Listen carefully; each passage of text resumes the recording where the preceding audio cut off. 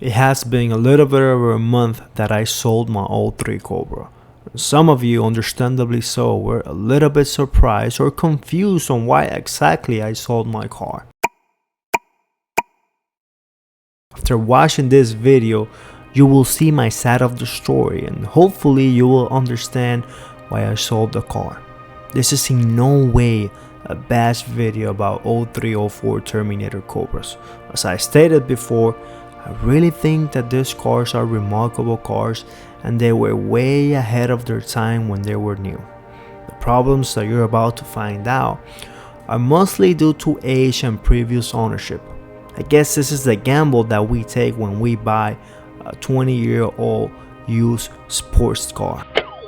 Alright guys, welcome back to the channel. So today's video, as you can see by the title, we're gonna be talking about the 5 major problems that led me to making the decision about selling my 2003 Cobra. And I know this took a lot of people by surprise, but today we're gonna dive into the major 5 problems that were, my decision making on moving away from the Cobra and to getting our brand new 2023 Mark 1. So let's get right to it. Problem number 5, and this one is gonna come as a little bit of a surprise, but you guys are gonna draw your own conclusions into this one. And I know a lot of people might be surprised about this one, but believe me, this one is real, and this will be cabin noise.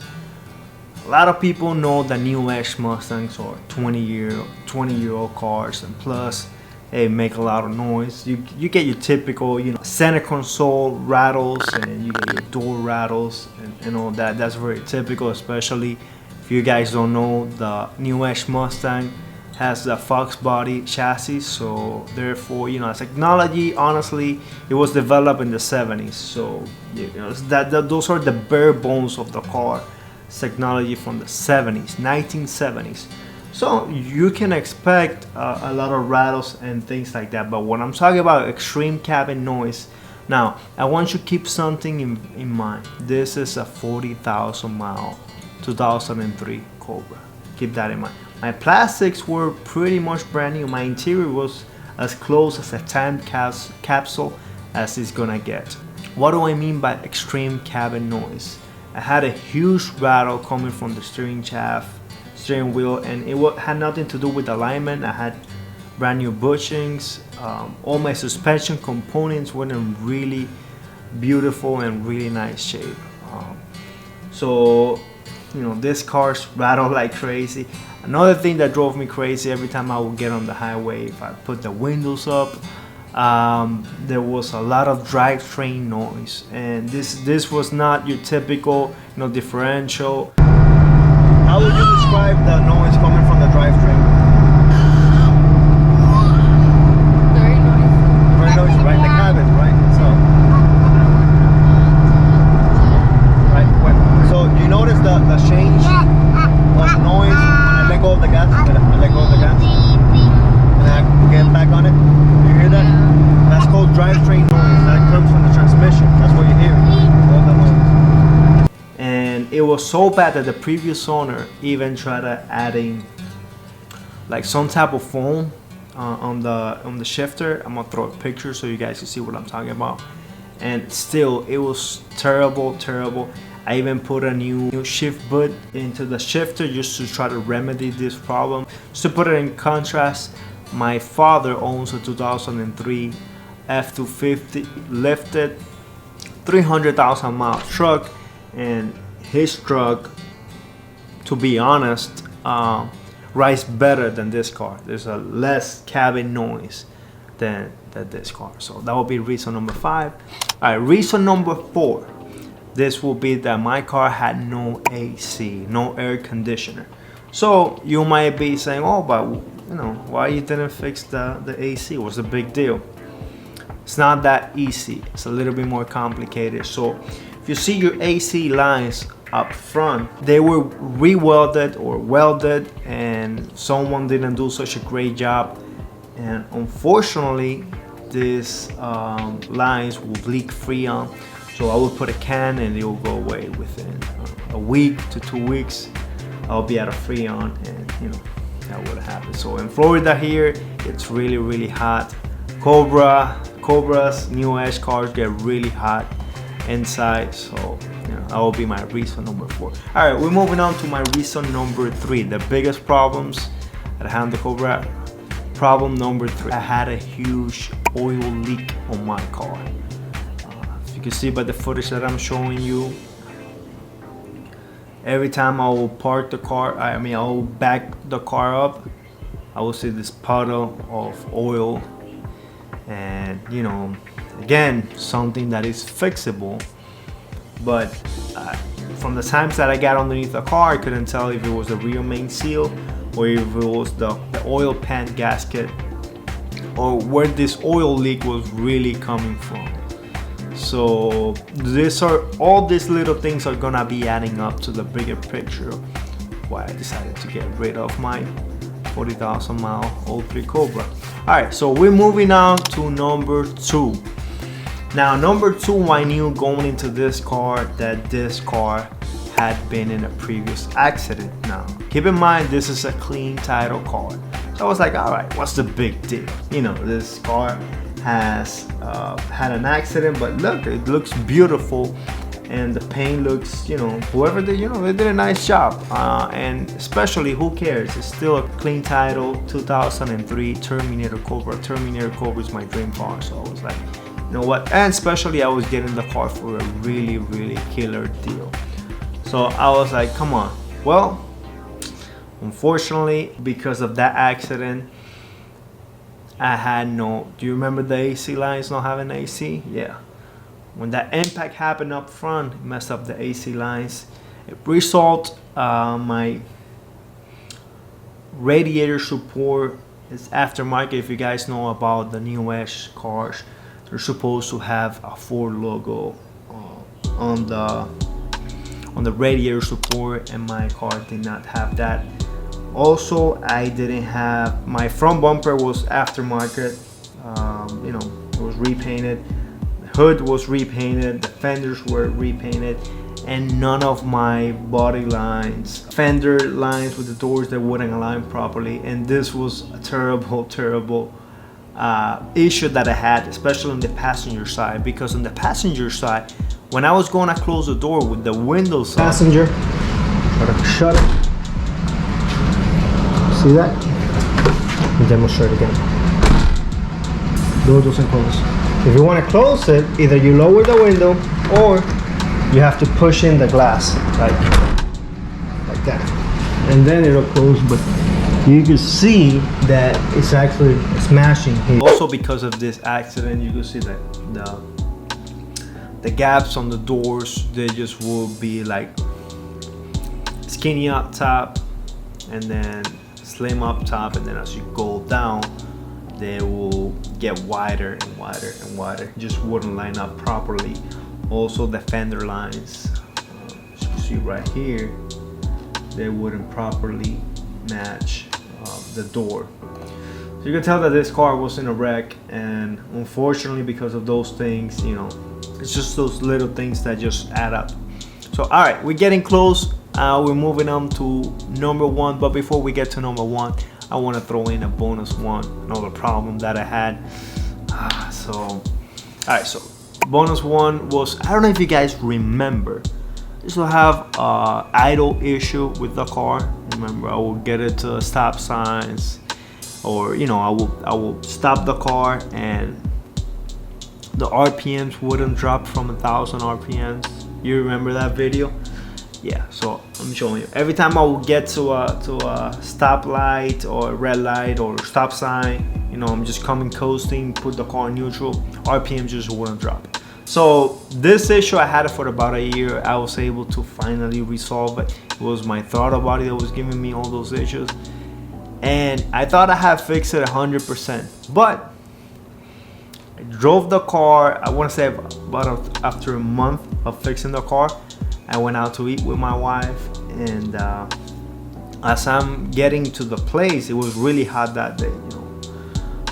I remember getting into a red light and noticing that the RPMs wouldn't drop from 1,000. After I fixed the car, I was like, what the hell is going on? and I had to again blip the throttle in order for the RPM to drop to 700, 800, the normal range. Unfortunately, that problem was fixed about 95%. I did check on my vacuum lamps. I went through the whole car, and so it was still doing that. And another problem that was about to happen was that my alternator was about to go out. And what I mean was that the day that I went to trade in the Cobra, it was really hot. I had to drive for around 30 minutes or so. And as I was approaching the dealership, I noticed that my voltage was dropping all the way to 12.3 volts. Normally the range that it will be at is around 13 to 13.3, or 12. Sometimes it will dip into the 12, high 12s, never into the 12.3s.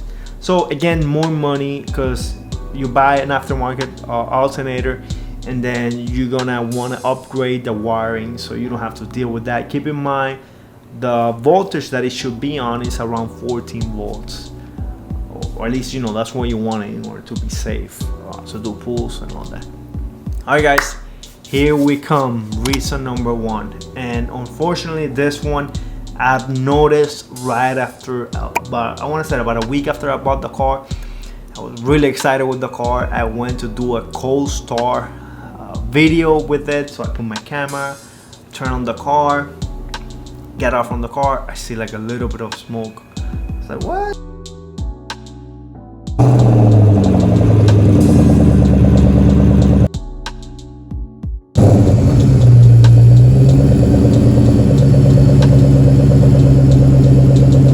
I was like, nah, this cannot be my car. So I went to check the footage, and unfortunately it was my car. Didn't think it was a big deal. Noticed that it kept doing it. So I went to the forums and I did some research, and I was like, what I came to find out from doing my research was that a lot of Cobras, especially lower mileage Cobras, a lot of the PCV systems will reroute a lot of the oil back to the blower, and eventually over time it will build like a puddle underneath the blower on the lower manifold. And sometimes when you start up the Cobra or your car, you'll see that blue smoke being burned. And it was only, you're starting the car. It wasn't like the car was continuously, burning oil, or at least that you could see. So I was like, all right, no big deal. I knew eventually that I was going to do a blower swap, and eventually I did. I put a Porter supercharger on my Cobra about a year after I bought it. And I noticed that the intercooler was really, really dirty. So, and this will be the intercooler underneath the blower, was very, very dirty. So I was like, here, I got it.